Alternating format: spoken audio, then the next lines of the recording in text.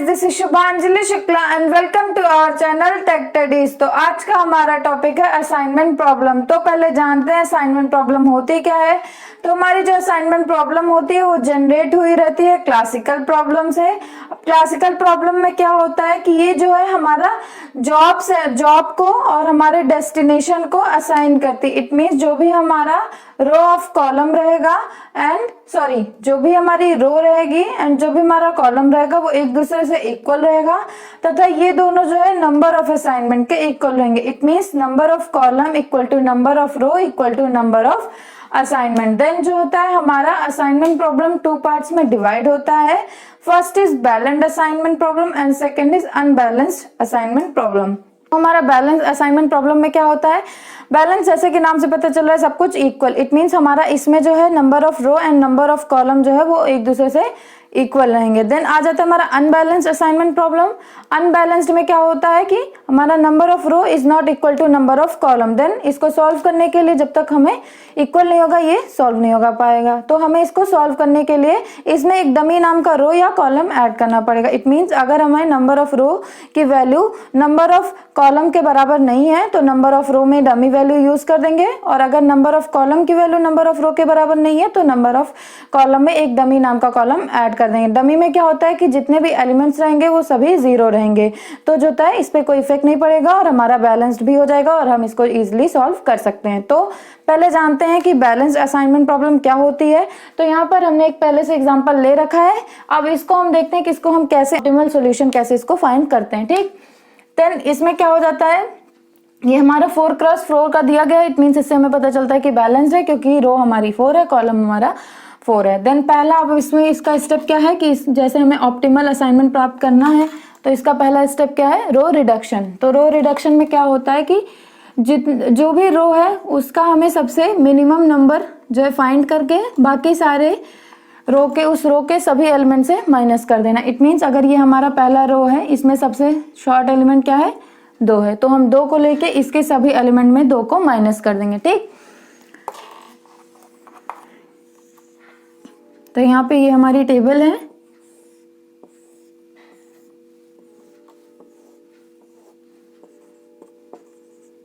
CD ABCD 1 1 1 1। ठीक, अब 2 है, 2 में से 2 गया 0, 2 में से 3 गया 1, 4 में से 2 गया 2, 5 में से 2 गया 3। ठीक, अब इसमें सबसे स्मॉलेस्ट क्या है हमारा 4 है, तो 4 में से 4 गया 0, 4 में से 5 गया 1, 4 में से 6 गया 2, 4 में से 7 गया 3। अब इसमें सबसे स्मॉलेस्ट 7 है, 7 में से 7 गया 0, 7 में से 8 गया 1, 7 में से 9 गया 2, 7 में से 8 गया 1।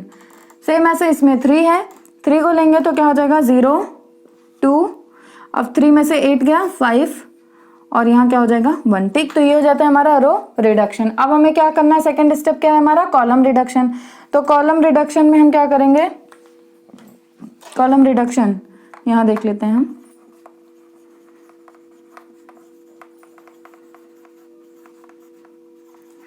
अब कॉलम रिडक्शन में क्या होता है, कॉलम वाइज जो हमारी सबसे स्मॉलेस्ट नंबर रहेगी उसको हम चूज करेंगे और बाकी सारे एलिमेंट ऑफ कॉलम में उसको सब्ट्रैक्ट कर देंगे। ठीक, A1 B1 C1 and D1। Then इस कॉलम में 0 ही है, इस पे कोई इफेक्ट नहीं पड़ेगा। इस कॉलम में सबसे नंबर छोटा 1 है तो 1 में से 1 गया 0 0 0 एंड 1 हो गया। इसमें क्या है 2 है, सेम 0 0 0 एंड यहाँ क्या हो जाएगा 3 हो जाएगा। इसमें 1 है तो यहाँ हो जाएगा 2 2 0 एंड 0। ये हो जाता है हमारा कॉलम रिडक्शन। अब हमें क्या करना है, वैल्यू को चेक करना है। थर्ड प्रोसेस है हमारा चेकिंग। तो थर्ड प्रोसेस हम करेंगे चेकिंग। चेकिंग में क्या करना है कि हमें नंबर ऑफ लाइंस को देखनी है कितनी क्रॉस हो रही है। सॉरी,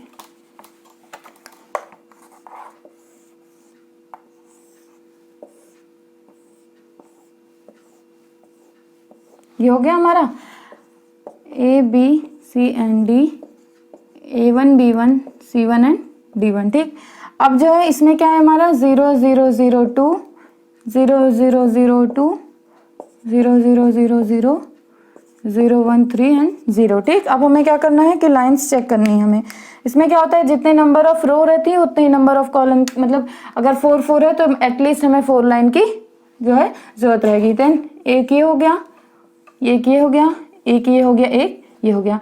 आप चाहें तो इसको रो वाइज भी ऐसे ऐसे एंड ऐसे कर सकते हैं, ठीक। तो ये हो जाती है हमारी 4 लाइन्स। तो यहाँ पे हमारा इक्वल हो जाएगा, तो यहाँ हो गया R equal to C equal to 4। अभी यहाँ पे अगर हमारा इक्वल नहीं होता तो हमें क्या करना रहता, तो इसमें जो भी हमारा जितनी लाइंस हो जाएंगी वो तो हो जाएंगी, बाकी जितनी लाइंस बची रहेंगी उसमें हम सबसे एटलीस्ट लीस्ट नंबर फाइंड करेंगे और उस नंबर से बाकी सारे नंबर्स पे हम माइनस कर देंगे और जो इंटरसेक्ट पॉइंट रहेगा उसमें उस नंबर को ऐड कर देंगे, ठीक। फॉर एग्जाम्पल हम समझने के लिए ले लेते हैं, अगर हमें मान लीजिए यहाँ पे हमने इसको चेक किया, ठीक, हमने चेक किया 202, ये हो गया हमारा, ठीक। अब इसमें हमें लाइन चेक करना है, तो ये हो गया लाइन, ये हो गया लाइन, ये हो गया लाइन, 3 लाइन हो गई, ये हमारी लाइन बच गई। तो इसमें क्या करना है हमें, ये स्मॉलेस्ट नंबर है, ठीक, इसको हम लेके इन सारे नंबर्स पे हम क्या करेंगे, इसको सब्ट्रैक्ट कर देंगे, ठीक। सेम अगर जो है हमारा ऐसे भी ऐसे गया होता तो यहाँ पे इंटरसेक्ट करता, तो इस इंटरसेक्ट पॉइंट पे हम ये +1 ऐड कर देते और बाकी सारी लाइंस जो भी यहाँ पे गया होता तो इसको एज इट इज 2 ही लिख देते, ठीक। तो यहाँ पे ऐसी हमारी कंडीशन नहीं आई, हमारी फर्स्ट स्टेप में ही हमारा R equal to C equal to 4 हो गया है।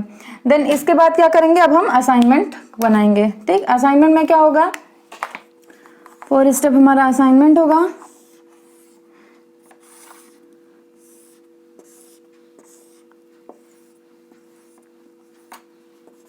A, B, C and D, A1, B1, C1 and D1, ठीक। यहाँ पे क्या है 0 0 0 2 0 0 0 2 0 0 0 0 0 1 3 0, ठीक। अब इसमें क्या है, अगर हम इसको लेते हैं, ठीक, तो हमारा ये कैंसिल, उस रो और कॉलम के सभी एलिमेंट्स हमारे 0 जितने रहेंगे वो कैंसिल हो जाएंगे, ठीक। अब देन इसके बाद अगर हम इसको लेते हैं तो ये कैंसिल और ये कैंसिल। अब देन इसके बाद हम इसको लेते हैं तो इसके रो में तो कुछ है नहीं, सॉरी कॉलम में है नहीं, रो में है, ये कैंसिल हो जाएगा, ठीक। देन लास्ट में ये हो जाता है हमारा, जिसमें कि रो का कैंसिल है, कॉलम का भी कैंसिल है, तो ये हो जाता है हमारा 4 जो है 0 फाइंड हो जाता है, ठीक। आप इसको कहीं से भी ले सकते हैं, अगर आप यहाँ से लेते तो ये कैंसिल हो जाता, क्योंकि हमारा जो टोटल कॉस्ट लास्ट में हम निकालेंगे वो हमारा सेम ही आएगा। तो बहुत सारे अलग अलग मेथड होता है सॉल्व करने का, आप किसी एक मेथड को पकड़ के इजिली सॉल्व कर सकते हैं। देन अब इसके बाद क्या होगा, अब हमें इसका टोटल कॉस्ट निकालना है। तो टोटल कॉस्ट में क्या है,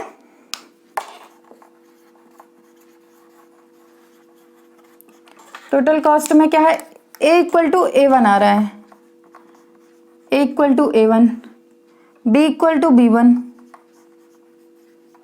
C equal to C1 and D equal to D1, ये हमारा आ गया, ठीक। देन A1 पे हमारी वैल्यू क्या थी 2 इक्वल टू 2, B1 B के B1 पे कितनी थी हमारी 5, C के C1 पे 9 एंड D के D1 पे हमारी क्या थी 4 थी, ठीक। अब इसको हम ऐड कर देंगे तो हमारी टोटल कॉस्ट आ जाएगी। तो टोटल कॉस्ट क्या होगी, 2 + 5 + 9 + 4 इक्वल टू 2 + 9 + 9 इक्वल टू 20, ठीक। तो ये हो जाती है हमारी टोटल कॉस्ट। तो इस तरह से हम जो है असाइनमेंट प्रॉब्लम में बैलेंस्ड को सॉल्व करेंगे। नेक्स्ट ट्यूटोरियल में हम देखेंगे कि अनबैलेंस असाइनमेंट प्रॉब्लम को कैसे सॉल्व करते हैं। तो अगर आपके लिए वीडियो हेल्पफुल हो तो वीडियो को लाइक करें, शेयर करें और सब्सक्राइब करें। Thank you.